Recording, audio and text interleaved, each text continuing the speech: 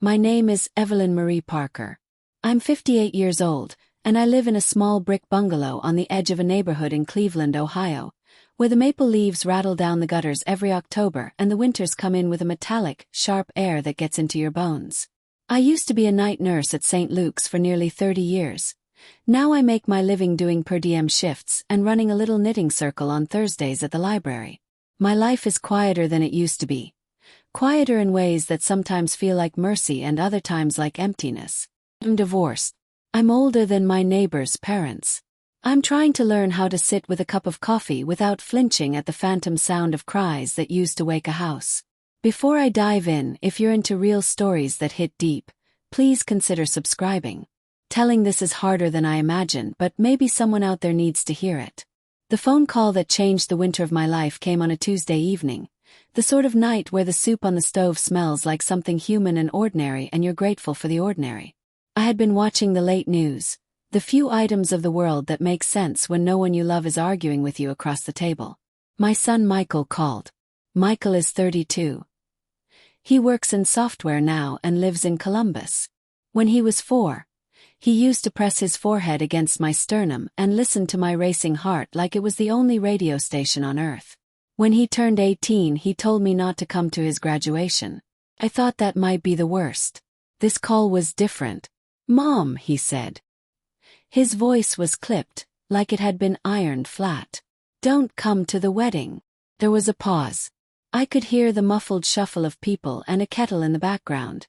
Maybe Lauren was there. "Your wife doesn't want you there." He said it like he was saying it for both of them, which bothered me because he wasn't married yet. "She says it's best for the ceremony if there's no family drama." My throat went dry. I told myself to breathe like a nurse. In my head, the kitchen clock ticked, and the light above the sink threw a thin rectangle onto the counter like a bandage. "You mean my son told me not to come to his wedding because his soon-to-be wife doesn't want me there?" I said aloud, trying to keep the edges off my voice. "You could have called me sooner." "Mom," Michael said louder this time. "Lauren's parents are paying for everything. They don't want any, complications. It's not about you personally, it's just the image. Please, don't come." How do you describe the feeling that drops into your pelvis when someone you carried and fed and taught to tie his shoes tells you to be invisible? It was a physical thing. A cold ball of lead forming under my ribs, the familiar old ache of not being seen. My hands trembled, I could taste copper. I remembered his small hands curled around my finger, the way he used to fall asleep with his cheek against my neck. I also remembered the teenage nights where he slammed the door and left for 2 days without a word. The memory collage wasn't clean. He expected me to beg. He expected me to plead and to promise to be polished and small. He expected me to call Lauren names, to accuse and to scold, to make his life dramatically uncomfortable, because I had been dramatic before, and we have a history that would justify his fear. Maybe that is why he assumed I would escalate. He assumed I would be the version of me that had starved for attention, that had been loud and messy when I felt threatened. But the thing you learn as you age, as you carry more nights of listening to strangers dying at your bedside, is that the loudest voice isn't always the truest. You learn that apologies mean something only if they're honest, and not all reparations come cloaked in performance. You learn that the thing you want most sometimes needs to be given away. So I surprised him. I surprised myself. "Okay," I said slowly. The word felt like winter air. "I won't come." There was an audible intake on the other end, like someone had lost their breath. I could hear an almost imperceptible hope in Michael's tone, as if I had fallen into the pattern he expected, and his shoulders loosened for a second. "But Michael—" "Mom, please," he interrupted. "I'm begging you." I let him finish. I let the silence stretch like old elastic. Then, quieter than a confession and with a steadiness that surprised me, I said, "I forgive you." Those 3 words landed like glass. For a second there was nothing. Then a breath, a choking sound. "What?" Michael whispered, incomprehension or maybe shame or maybe the crack that comes when you're not the only one carrying weight. "I forgive you," I said again. "I forgive you for the ways you've chosen to forget me." I forgive you for walking away when you were angry. I forgive you for choosing someone else over me in the moment. I forgive you because holding on to that will kill me, and because the thing I want isn't your compliance at the altar. It's your heart back, if that's even possible. He didn't expect me to say that. He expected the version of me who'd shout, who'd call his fiancée a bully, who'd try to make him choose. He expected drama. He had rehearsed rejection. He had not rehearsed absolution. Mom, his voice broke. You can't just forgive me like that. You don't even know. I know enough, I said. I know the boy who made mud pies under the elm tree. I know the teenager who slammed doors because he was scared. I know the man who sent me pictures of his office at 1 a.m. I know the ways I failed you. I have said sorry in 1,000 ways. And I know words alone won't knit us back together. But I can't spend another decade waiting with a heart like a closed fist. We talked for a long time after that call. Or rather, I listened. He tried to explain Lauren. Her upbringing in a suburb where the church lawn was manicured and where image was a currency, her fear of scandal, her parents' insistence on no family baggage. He spoke of Lauren's whispered requests. His own fear of being between two women who both wanted him in different ways. If this is resonating with you so far, a like really helps us reach more people, I told the empty kitchen as if someone else were leaning in the doorway. It was strange to put a small CTA into the middle of my life, but this is a story told to strangers. I wanted the strangers who needed it to find it. In the weeks that followed, that phone call sat in my chest like a small stone. I caught myself replaying the tone in Michael's voice, the way he said image and meant safety for his new family. I pictured a bride smoothing her dress, telling her future husband that his mother would be a stain on the pictures. I imagined Lauren's parents folding the world into a neat rectangle and someone like me not fitting. Forgiveness felt like rain on parched earth at first, cool and tentative. Saying I forgive you had been less a surrender and more an act of choosing what to carry. It was the first honest thing I had said to him in years that didn't demand something in return. But it wasn't a solution. It was a beginning, and beginnings are messy. I started very small to set things in motion that didn't rely on his permission. I cleaned the guest list of my heart in the same way I'd had to scrub a wound. I sat with the quiet and listened to my own breathing. I wrote him a letter that I did not send. I knitted a scarf and kept it folded in my drawer like a quiet prayer. The winter pressed in, and the house smelled like lemon and laundry and the faint metallic tang that always clings to old upholstery. When I lay down at night, insomnia came visiting. Not the grand cinematic insomnia of a movie, but the slow turning of all the little regrets in my head. I woke with my hands clenched, like I had been reaching for something I could no longer hold. People think that forgiveness is a gift you give someone else. Sometimes it is. But sometimes forgiveness is another name for survival. It's the way you decide to unclench your jaw so that your heart has room to breathe again. Michael's call had put me at a crossroads. He had handed me an invitation to the wedding of someone else and an ultimatum about my own presence in my life. I accepted neither his control nor the easy martyrdom I had fallen into. And so I stayed quiet. I didn't storm the church. I didn't leave poison letters. I started to listen for other things. The sound of my own hands, the clock in the hallway, the way sunlight moved across my living room rug in the late afternoon. I started to learn that being a good mother was not necessarily the same as being always present, that sometimes love means letting go without letting hate in. There were nights when the old reflex came back, to ring his doorbell, to leave casseroles at his stoop. But I didn't. I honored the boundary, and at the same time I held space for the possibility of repair. The thing is, relationships aren't static. They are not one phone call. They are 100 small moments, and sometimes the first honest one is an apology. Sometimes it's an act of forgiveness. So that was where I began. In a small kitchen, with a phone buzzing and a son telling me to be gone from his future. And me, surprisingly calm, choosing forgiveness instead of fury. I had no idea then how that moment would stretch and braid into the rest of our lives. How it would pull up the roots of old secrets. How it would make me reckon with the choices I'd made in the name of survival. I only knew that when I put the phone down, my hands were less tight. My chest felt less like a fist and more like something that could still cradle. If this is resonating with you, feel free to share in the comments. I'm reading everything. It helps sometimes to know you're not the only one holding a silence. When I think back to the years that built the wall between Michael and me, I see it in small frames. A mug with a chip on the rim, the back of a school bus leaving without him, a notice taped to a refrigerator in a handwriting that belonged to someone younger than I was at the time. Memory is patchwork. It is not a smooth movie but a series of stained moments that add up to a life. Michael's father, Tom, left before his birthday when he was 5. Tom left in a yellow station wagon with a suitcase that must have been heavy because he stopped at the corner gas station and rifled through it twice before walking away. I was 23. The house felt enormous. I tried to tell myself that leaving was an excuse, that he was the villain. But the house long remembers what the people inside do, and it kept a record of nights I spent with the TV too loud and hands that shook. The years that followed were scrappy and absolutes. I worked night shifts at the hospital because the pay was better. Night nursing teaches you ways to be present without expecting recognition. I learned to fold hospital gowns with one hand when the other was busy holding a cup of instant coffee.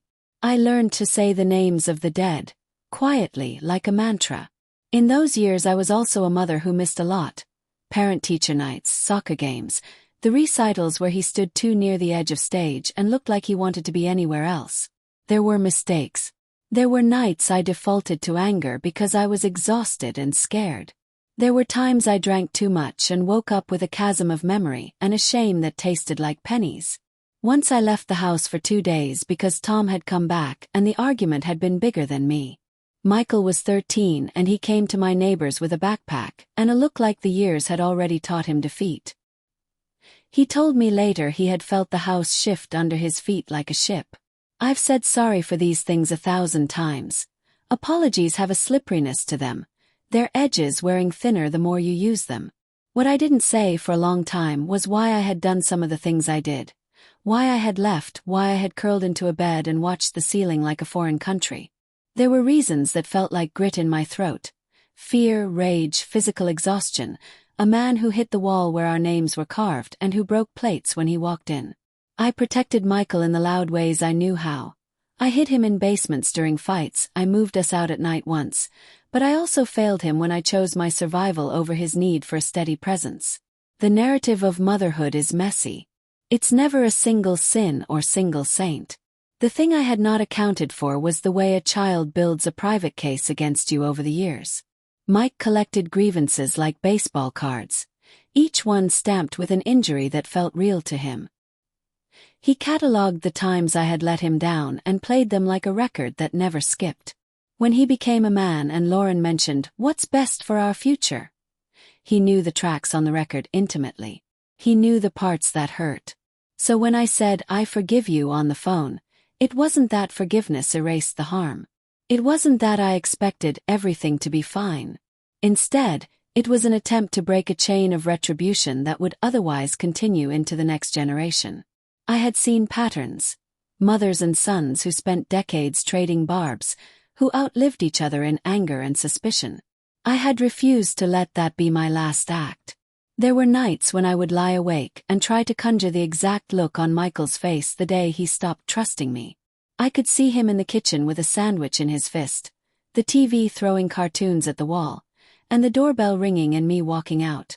He was small then.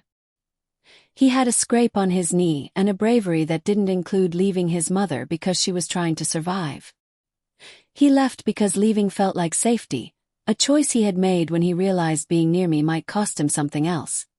His friends, his sense of normalcy, the neatness that some of his classmates enjoyed. That cut deeper than any raised voice. When I tried to get close later, in his 20s, I learned that proximity couldn't always be bought back with presence. He had a new life with Lauren, a townhouse with a tiny yard and an herb garden he boasted about, weekends at farmers' markets, the ways he had smoothed out his face to present a future that looked well put together. Lauren's mother, Nancy, liked things in order. She liked lines made straight and stories that had tidy ends. She didn't like mess. Maybe that's why she didn't like me. I tried to meet Lauren once for coffee in a sunlit mall cafe. I wore my best sweater and tried to keep my hands from fidgeting with the zipper on my bag. Lauren's laugh was like carved wood, polite but perhaps not from the chest. She told me about table settings and floral arrangements like she was reciting a script. I tried to tell her about Michael's first tooth lost in the bathtub, and the way he used to hum when he was nervous. She nodded and then shifted the conversation to the dinner menu. At one point she looked at me, not unkindly, but with a measured caution, as if she were a gardener assessing soil and deciding whether to plant roses. "I just want his wedding to be smooth," she said. "My parents are paying and they are old-fashioned. They just don't want drama." I could have told her the whole story. I could have waded in and offered the raw history of our lives together. But I had learned that the first step in mending was not to demand witness. It was to own one's parts and to keep the rest as a humble truth. So I made her a small gesture, something I had learned to do as a nurse when words failed.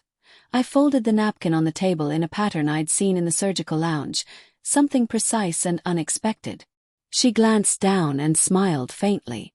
It was the smallest opening. She hired a wedding planner who had a fondness for cream ribbon and a celebrity photographer who would later comment that the wedding was very tasteful. They scheduled the rehearsal at a church where the stained glass threw color on the aisle like colored breath. They told my son that guests would be a convenience curated to look good in pictures. My son, who is gentle and wants to make everyone content, found himself pulled between tending to his childhood and folding into a future that required him to compress the messy parts. I started to write. Writing was a way to practice what I could not say in person. I wrote him letters that I did not send. In them I tried to name specifics. The times I'd been there, the ways I had failed, the nights I had stood outside his bedroom listening to him breathe. I told him about the childhood I had missed because I was trying to stay afloat. I told him about the day I left with a bag and the humiliating way I called his teacher from a laundromat. I wrote about the little victories. His first A in math, the time he stood up for a classmate. I wrote about the things I could not undo. The letters became a ritual.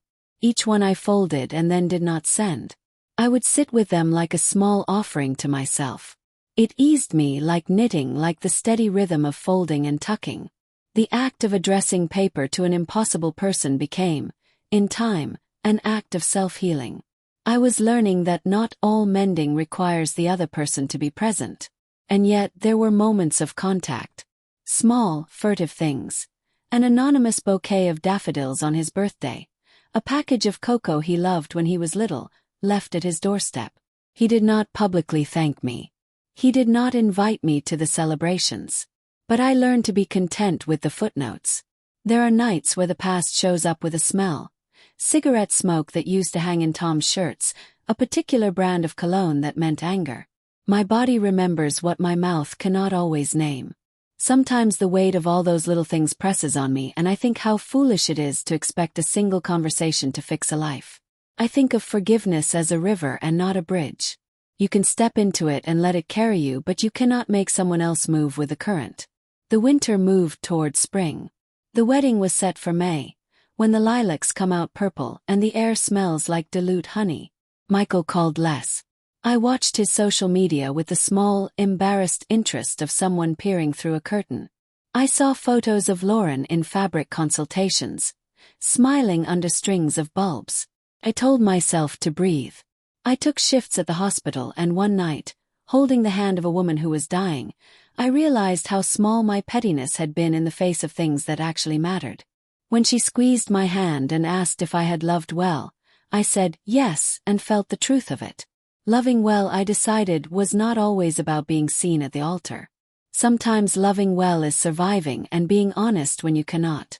In the weeks that led to the wedding, I made a decision that would surprise Michael further.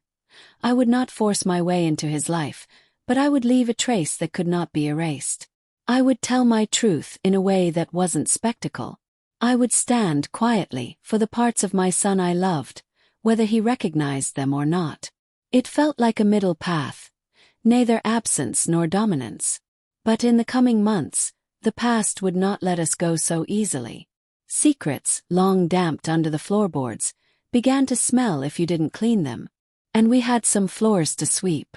Don't forget to subscribe if you want to hear how this ends. There's a truth in the middle of this that surprised both of us. After the phone call and the small, steady acts I set into motion, things entered a tense, liminal space. Michael and Lauren's engagement parties unfurled with the deliberate cheer of people who have rehearsed joy. Photos were taken on porch steps, toasts rehearsed, and every angle seemed to be strategically practiced. My phone buzzed less and the knotted feeling in my chest became something I carried like an old coin, worn but still there. There was an invitation to one of the pre-wedding events, a small cocktail gathering at a restaurant whose menu read like a promise. The invitation, perhaps because of logistics or because someone in their circle felt badly, included my name on the RSVP list. I debated for a week whether to go. Part of me hoped that proximity might soften Lauren's edge. Part of me recognized that invading a new family's carefully made world might only make everything worse. I chose to go because I had always been a person who showed up. I dressed carefully, nothing flashy but with a neatness that suggested intention. The restaurant smelled of citrus and butter and new wood. I found a window seat and practiced breathing. When Lauren arrived, she was in a pale blue dress with her hair done in a way that made her cheeks look like porcelain. Her parents were there too.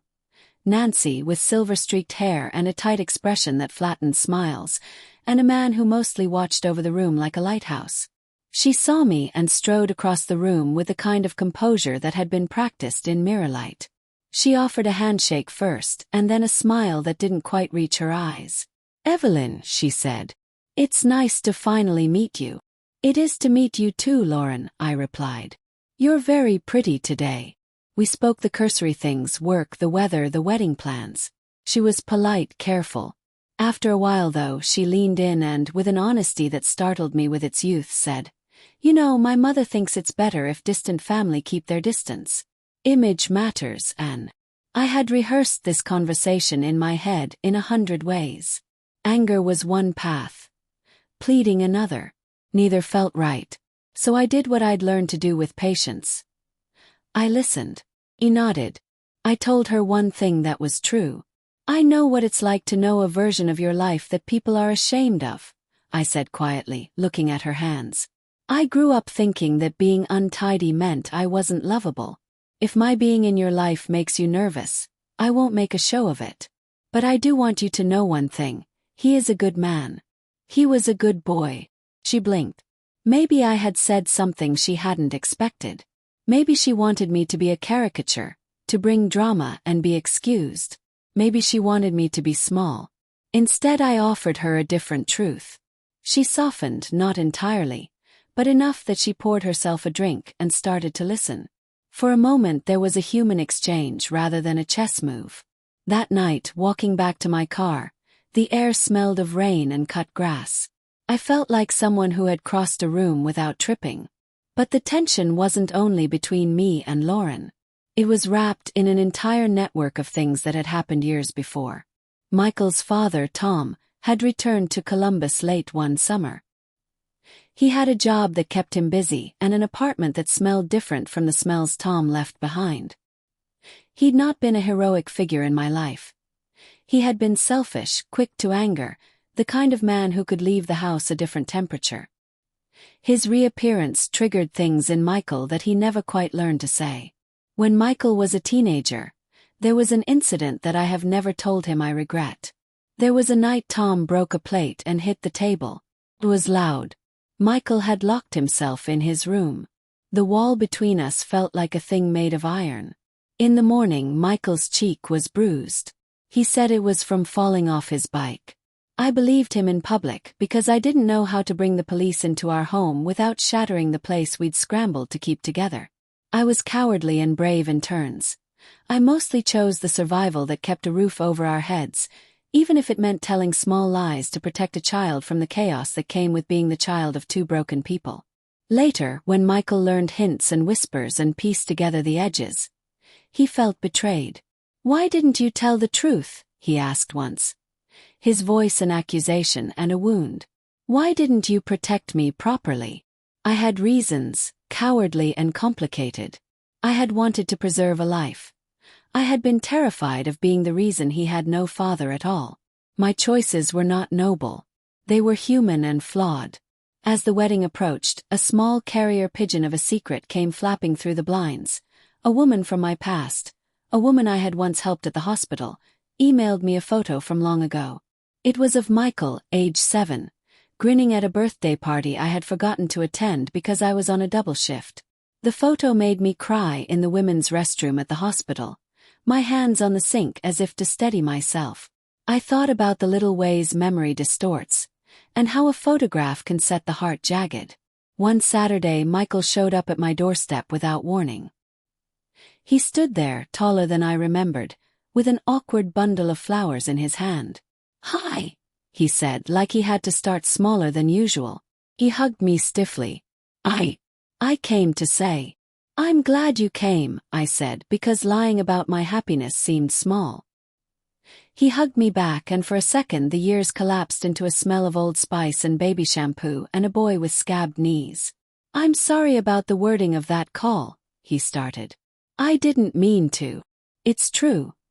He had meant to set a boundary, but in the way lovers hurt each other, he had failed to consider the excavation that would begin around that boundary. "It's okay," I said. "Words have edges. They cut. We can stitch them." He stared at his shoes.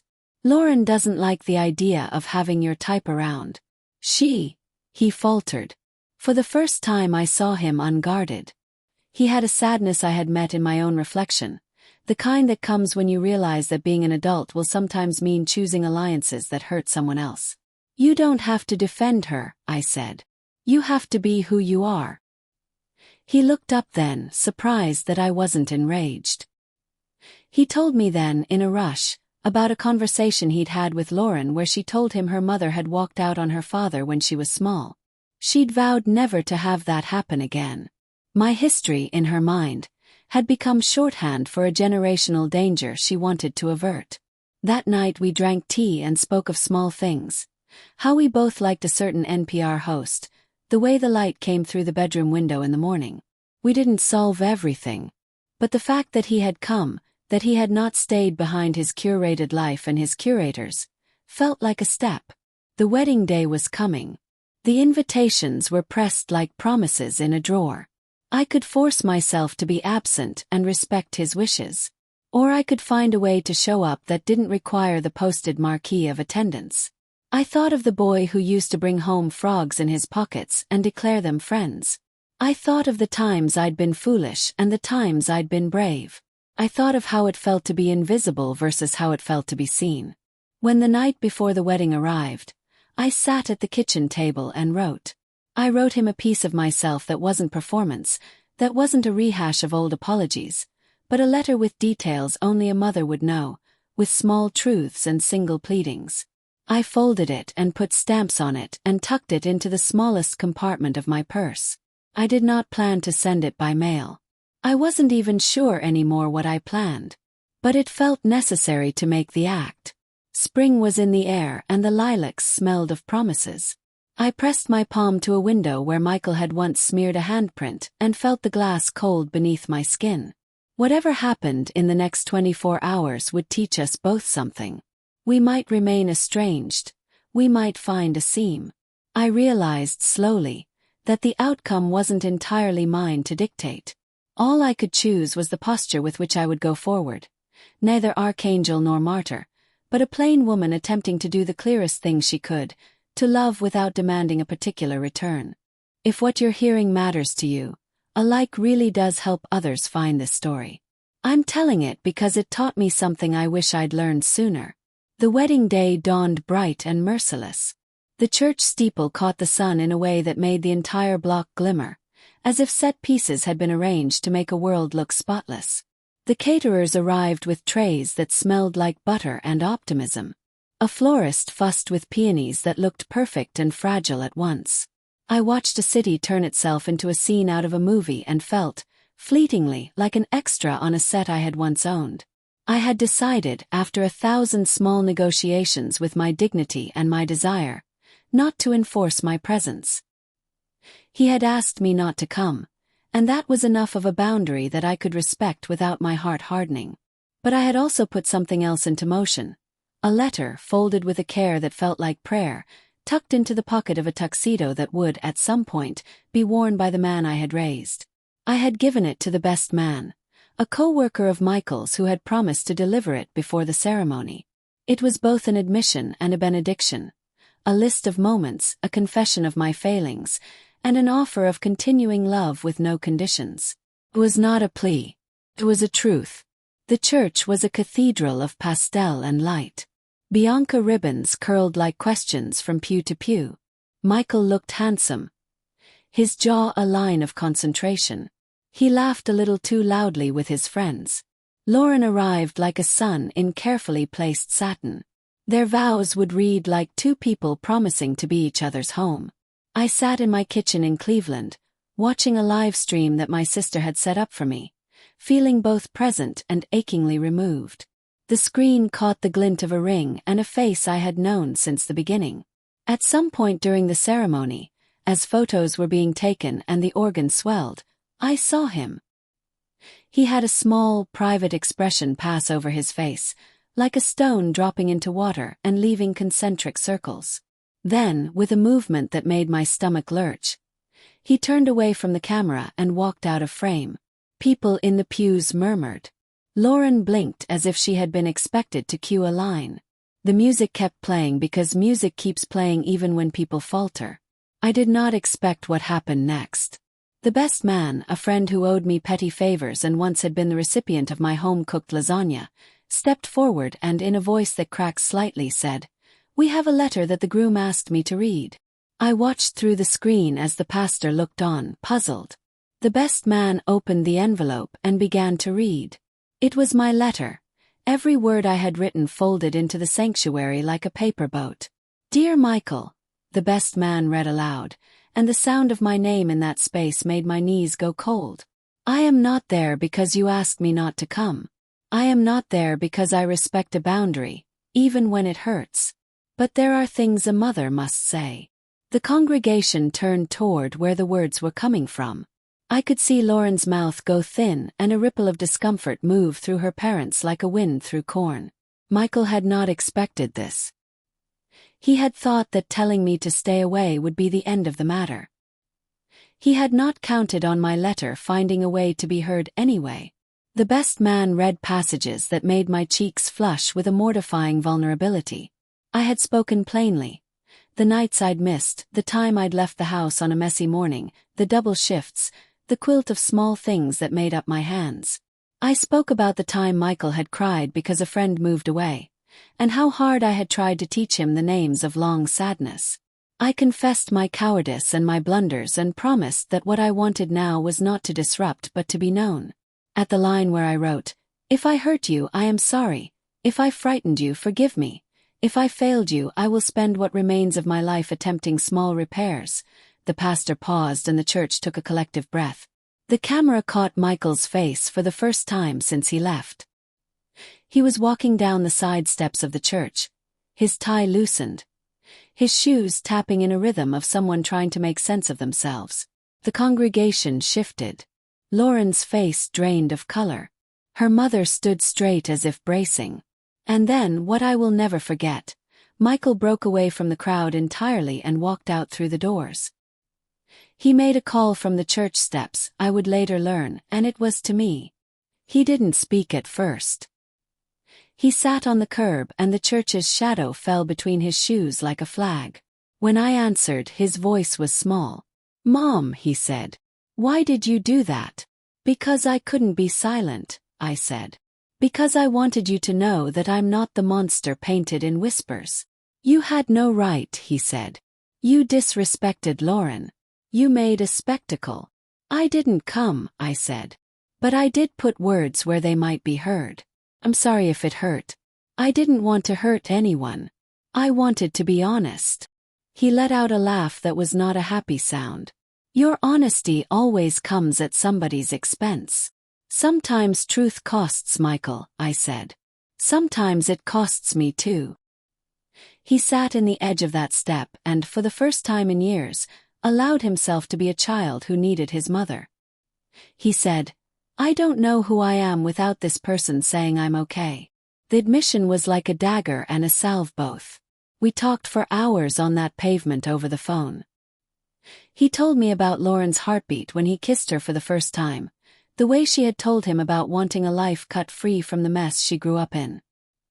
He confessed to me, with a shame that broke me, that he had often chosen safety over my presence because he was worrying about what his neighbors would think. I didn't want you to be a problem, he said simply. I didn't want to be the son who made his wife ashamed. Then you didn't know how to hold both things, I said. You can't unsee the past. You can't make it different by erasing the person who lived it. What you can do is make different choices going forward. He asked me abruptly if I had ever really understood him. I could tell this time he wasn't asking for a flourish. He wanted the marrow of an answer. I told him about the nights I stayed up sewing the holes in his sweaters because I thought patching was love. I told him about the mornings I watched him sleep because I was too fearful to wake him too soon. I told him, with an openness that made me ache, that I had always been terrified of losing him. When I said those things, Michael's voice softened. There were tears he didn't try to hide. He told me he had read the letter aloud to Lauren in the car before the ceremony, and that it had silenced her in a way he hadn't wanted. She thinks you're trying to win him back, he said. She thinks you're rewriting history. Maybe I am, I said. But I'm not rewriting it to make it pretty. I'm telling it because you should hear it from me. In the end, the wedding resumed. I watched from the screen as they exchanged vows. Michael's eyes found a place where he had kept his childhood folded, and for a heartbeat there was something like reconciliation. After the ceremony, he found me in the parking lot, his face wet, his hands unsteady. We hugged. It was the kind of hug that folded time. He apologized in a way I hadn't known he could. I apologized too. We did not fix everything, but we admitted to each other and, in a way, to the world that we were both trying. Lauren stood at a distance, watching the two of us like someone measuring furniture in a room. Her posture said that this was not entirely hers to forgive. In the weeks after the wedding, words were exchanged and then taken back and sometimes repeated. There were hard conversations of truth, of concession. We were learning the art of being imperfectly human together. Thank you for staying with me this far. Has something like this ever happened to you? Feel free to share. I'm reading every comment and it means more than you know. The months after the wedding were not cinematic reconciliations. There were, instead, small acts that built a different architecture of relationship. Michael came by more often, not every week but more than before. He would stop with a loaf of bread baked by a bakery that smelled like Sunday mornings and set it on my counter. He learned, awkwardly and with real effort, how to listen without turning conversations into defenses. Lauren and I developed a strange, thin truce the way neighbors do when a fence divides property lines. We nodded across it, we brought each other cookies sometimes. We found small human exchanges that were not about territory. She would ask me about recipes. I would ask her about table linens. One Thanksgiving she brought a casserole dish that was too spicy for my tastes, and we laughed about it, the kind of laugh that says maybe we don't have to like everything about each other to tolerate being in the same life. There were stretches when old hurts reared up, when a sentence from the past cracked like a plate and we had to sweep it up and start again. Michael and I had long conversations about boundaries. He told me plainly, I need you, but not in the way that disrupts my marriage. I told him equally plainly, I am not the enemy, and I will not be treated as if I am. There were practical things that reminded me we were still a family. I helped Michael for a while after he had a respiratory virus. He is not good at rest and I had to cajole him into sleep like a child. He confided in me about work stress and the weird tug between his job and his sense of worth. We started, gently, to bring each other's grief into the same room without trying to solve it. As for Lauren, she came to understand, piece by piece, that my past was not a prophecy. My clumsiness was not a contagious disease. She watched me at the hospital once, years after the first phone call, as I sat with an elderly woman who had no visitors. The woman's fingers were thin and trembly. They curled into mine like they were seeking proof that tenderness still existed. Lauren saw me and afterward said, "I didn't know that side of you." We were both learning that people are complicated things with histories that do not always make sense at once. The clearest lesson I learned through all of this was simple and stubborn. Forgiveness doesn't guarantee reconciliation, and absence doesn't prove you wrong. You can forgive someone and still need distance. You can be asked to be invisible and refuse not out of anger but out of dignity. You can apologize and not be forgiven. You can give people gifts they do not accept. All of these are true, and carrying them at once is part of growing older. One evening, several months after the wedding, Michael and Lauren invited me for dinner. It was an invitation that came without fanfare, not a dramatic olive branch, but the kind of ordinary reaching that means a lot. We cooked together clumsily. Michael overcooked the pasta, Lauren sliced too thinly, and we talked in the soft, honest way of people who are learning to be kind to each other because we have no other instruction manual. At the end of the meal, Michael took my hand, squeezing it in a way that said both apology and thanks. "I owe you more than I can say," he said. "Thank you for not becoming a villain in my story." "You are not a villain either," I told him. "You are someone trying to make a life. That doesn't erase hurt, but it helps me sleep." We sat in that kitchen with the light dim and the pots humming. It was small and plain and utterly human. The lesson that came to me at that moment, the one I wish to leave with you, is this: families are not tidy. They are woven messily, with threads you might not have chosen. Your child might ask you to be gone from a chapter of their life. They might do it to protect the life they are building, and that, cruelly, can still hurt you. Your choice as a parent is not always to insist on visibility, but to practice a kind of steadfast love that does not demand reciprocation. It is to forgive when you can, to speak truth when necessary, and to hold the door open without expecting it to be used. If you are in the middle of a similar storm, a call that asked you to be absent, a spouse who judged you, a child who turned away, remember that you can choose your posture. You can bow out and you can still stay emotionally present in ways that heal you. You can write the letter. You can show up to offer a napkin folded in a nervous, honest shape. You can stop expecting a single grand gesture to fix the 1,000 small slights. Sometimes the repair work is in the small, repeated, humble things. One late summer morning, Michael handed me a small, crooked photograph he had found of us at the park. His finger traced the edge of a muddy handprint where he had grabbed a frog. "I kept this," he said. "I didn't want to forget." "Neither did I," I told him. We laughed, and the sound between us was a brittle, bright shard of something that had once been whole. If this story sat with you, consider subscribing and sharing. And if you have your own story of being asked to be invisible or of reclaiming your place, tell me. I'm reading. The world is made of stories like these, and sometimes survival is learning how to speak when the room is tense and how to listen when the room is flatter. We don't always get perfect endings. We get endings that are real. And real is a kind of mercy,